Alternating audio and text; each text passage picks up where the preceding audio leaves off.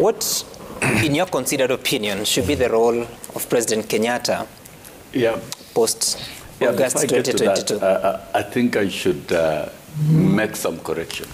Barack Obama supported Joe Biden under the Democratic Party, and that is natural for any exiting president in any democracy to support a member from his own party. Jakaya Kikwete supported Magufuli under the Chama cha Mapinduzi.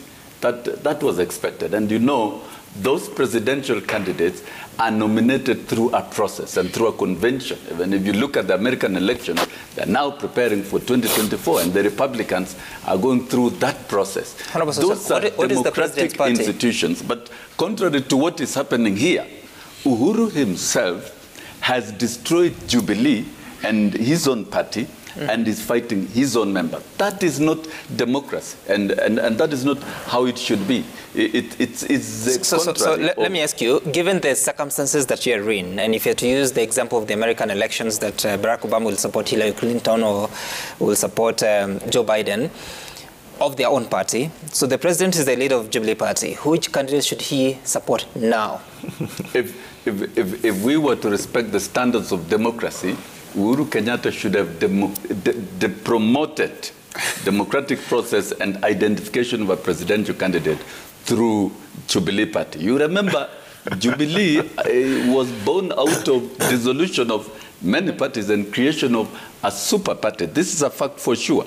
But you see, right after the handshake, Uhuru engaged in systematic engagement of quite a number of wars. And if you look at it from the background, right from 2013, where the civil societies in this country, they were all destroyed by Uhuru Kenyatta himself. The trade unions, they've been stifled. They can't speak anymore. And now he's on political parties. So I think the character of Uhuru Kenyatta and the manner in what which responsibility should the deputy president carry, especially in the first term that you're saying they stifled the civil society? No, there are no, the civil societies do not exist anymore in this country. That's what I'm asking. If that happened in the first term, what responsibility does the deputy president carry? The responsibility of the state lies with the head of state, who is the president. And of course, all of us have been in this country all through, and we know how the president has handled the civil societies, the trade unions, and the free institutions. Right now, about the transition of 2022, and you can see the mood of Kenyans. The mood of Kenyans, revolution is quite palpable. And the mood of Kenyans is very clear. What Uhuru Kenyatta should do is to do what Kibaki did. Kibaki did not meddle with his own transition. He allowed the people of Kenya to exercise their free will, to organize. We were all around here, and we engaged each and every of these principles in these political parties. And once an election is conducted and a president is declared and given a certificate by the Independent and Electoral and Boundaries Commission, then the sitting president should simply hand over.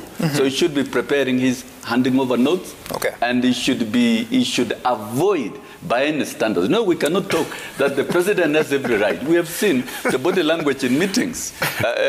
No president in Kenya has ever uttered such. Even Moi, at his height of bitterness, there are things he really avoided. The body language of the president here is very bitter. He's not presidential.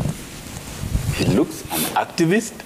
Even in a presidential function where your own deputy is being vilified using uncivil language, it becomes a point of humor that you laugh almost to death. No, you see, the president is a symbol of unity. And at this point, he should be overseeing peaceful transition. And that message should come out, that as a president, Kenyans elect a president of your choice and engage in free and fair and peaceful electoral process. That is the language you should see from the president.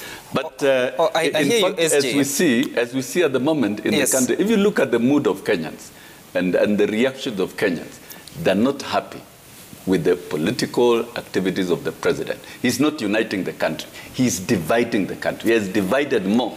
What he's talking about, living a country that is united, is a paradox. In fact, what his own actions and he using his own hands and his own words and state machinery, he has divided the country. But allow me to ask you this. He has an opportunity. Allow me to ask you this and give me a short answer. When you say that the country is divided, are you talking the country, the citizens, or the political class? No, politically the country is divided. You have seen it's the political activities across the country, and Kenyans in their numbers are continuing to resent over the behavior of, in fact, the behavior of Uhuru Kenyatta.